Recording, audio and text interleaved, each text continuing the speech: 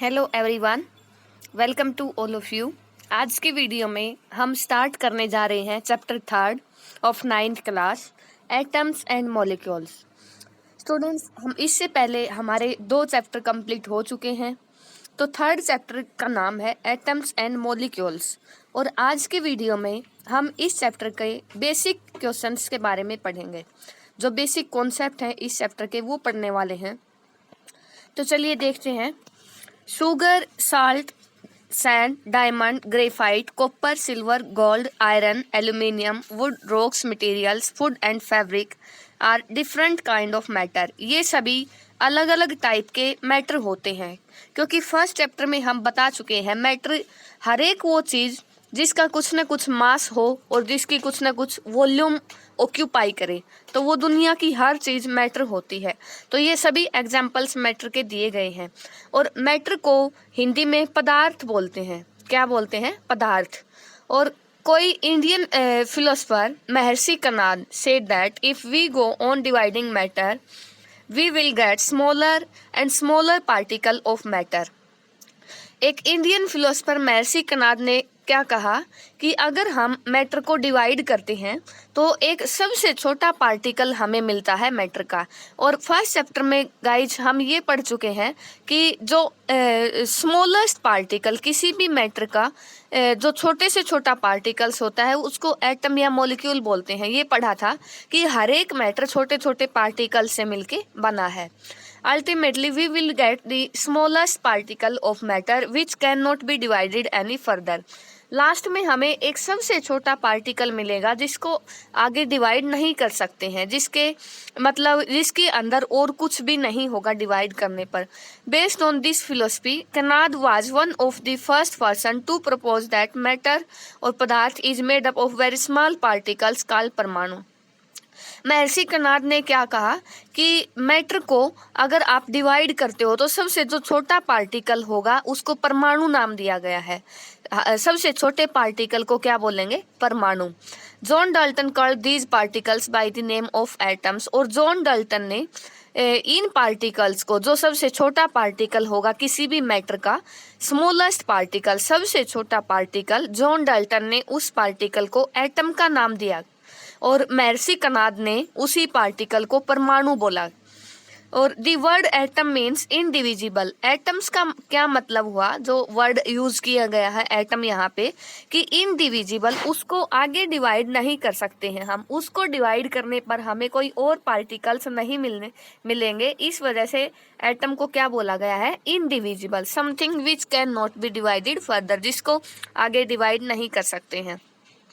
Another Indian philosopher, Pakudha Katayama, went a step further and proposed that particles of matter normally exist in atoms or parmanu, normally exist in a combined form, and various combination of particle give us various kind of matter।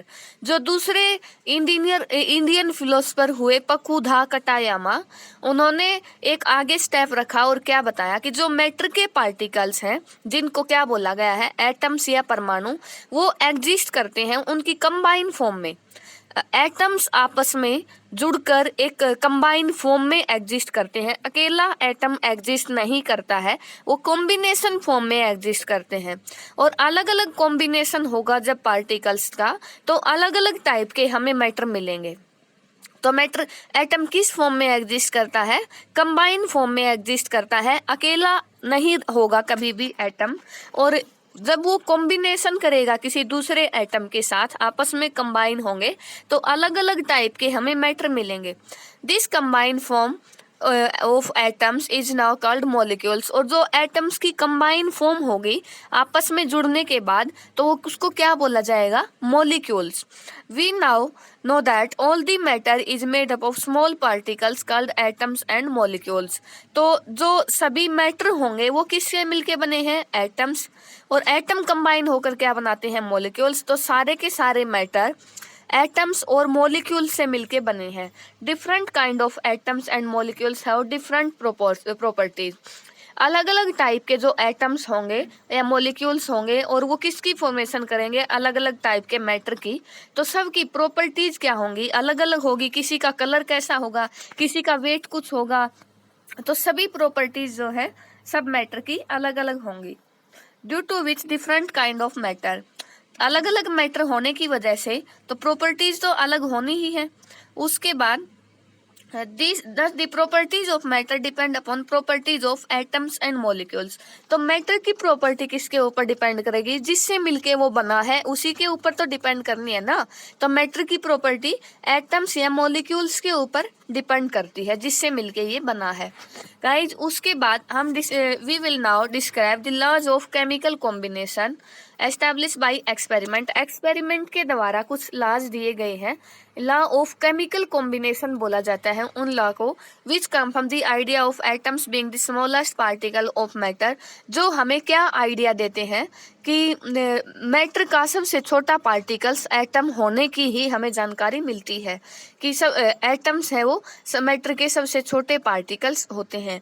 और law of chemical combination में हम ये पढ़ते हैं कि कोई भी chemical reaction जैसे भी हुई है तो वो एटम्स आपस में कैसे कंबाइन होकर एक प्रोडक्ट की फॉर्मेशन करते हैं, किस रेशो में वो कंबाइन होते हैं, क्या उनके मास की रेशो होती है, कितने एटम्स आपस में कैसे कंबाइन होंगे, कैसे प्रोडक्ट की फॉर्मेशन होगी। तो ये सभी हम लॉ ऑफ केमिकल कॉम्बिनेशन की हेल्प से बता सकते हैं।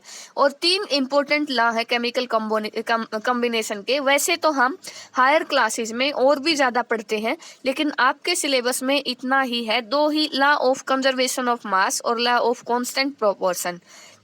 और वैसे ये 3 लॉ है केमिकल कॉम्बिनेशन के जो इम्पोर्टेंट है। Law of multiple proportion third law है, और law of chemical combination experimental law है। जो केमिकल कॉम्बिनेशन के लॉज हैं ये एक्सपेरिमेंटल हैं which have been formulated by scientist, जो साइंटिस्ट के द्वारा उनके फॉर्मूले वगैरह दिए गए, performing a large number of experiment.